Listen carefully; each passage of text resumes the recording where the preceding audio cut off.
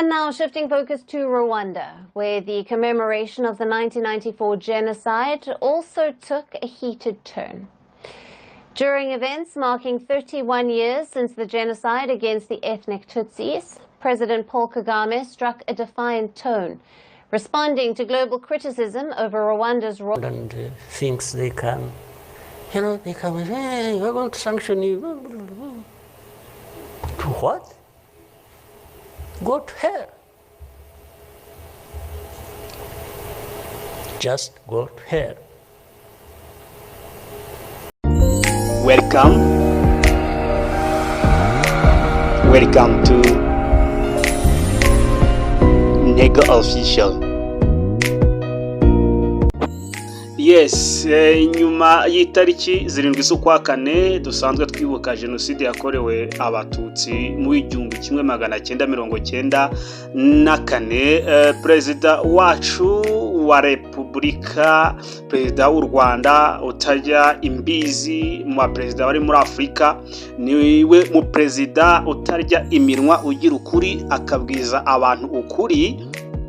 yagaragaye asa nk'akoza agati mu ntozi avuga ijambo rikomeye cyane ubwo yafataga ijambo mbwirwaruhame abwira abanyarwanda n'isi yose muri rusange mu gikorwa cyo kwibuka jenoside yakorewe abatutsi mu 1994. yagaragaye mu burakari bwinshi avuga ijambo abwira abantu cyangwa se aba bantu bita ngo barakomeye ibihugu bikomeye, harimo Ubudage ngo bwafatiye u Rwanda ibihano, za Canada, za UK, za United Kingdom, UK, Ubwongereza, za Belgique, ibihugu bitandukanye ngo bishaka gufatira u Rwanda ibihano. Avuga ijambo rikomeye cyane arabwira ngo go to hell. Kagame tells the Western nation to go to hell. Iri jambo rero iki kinyamakuru cyitwa First Post ni kinyamakuru gikomeye cyane ku isi, ni kinyamakuru cy'Abahinde.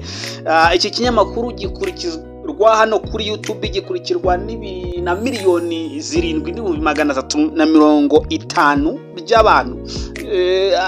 Noneho ku isi hose kigakurikirwa n'imbaga y'abantu benshi cyane.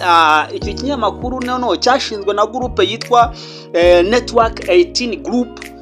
Network 18 Group ni network y'Abahinde bishize hamwe babakire, bashinga iki kinyamakuru cyitwa First Post, bashinga CNN munsi ikomeye cyane hano ku isi igira breaking news ku buryo budasanzwe, CNN News 18. Bashyiraho na televiziyo yitwa CNBC TV 18. ni ikinyamakuru gikomeye ku isi. Uyu mukobwa rero mubona hano kuri tablo yagaragaye yanariza cyangwa se atanga amakuru nka breaking news ko perezida wa Repubulika y'u Rwanda yikomye akabwira ibihugu cyane cyane Western nations. Ahangaha bahaye uwo mutwe bawanditse avuga ko ari ibihugu by'uburengerazuba bw'isi, harimo za Canada, za Amerika ndetse n'ibindi bihugu. ngo yababwiye ngo mujye mu kuzimu, go to hell, mujye mu kuzimu.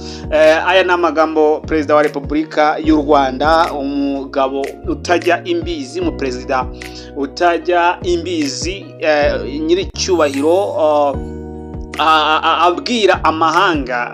Yabwiraga n'abanyarwanda muri rusange ko bakwiye kwiyitaho, nta muntu uzabitaho, ukuri ntikukigira agaciro hano ku isi mu bihugu bitandukanye.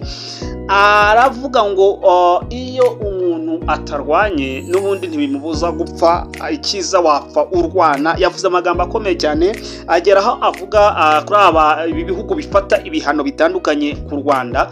Arababwira ngo go to hell, ngo muzakufata ibihano ku Rwanda, muzagira mute ibikini.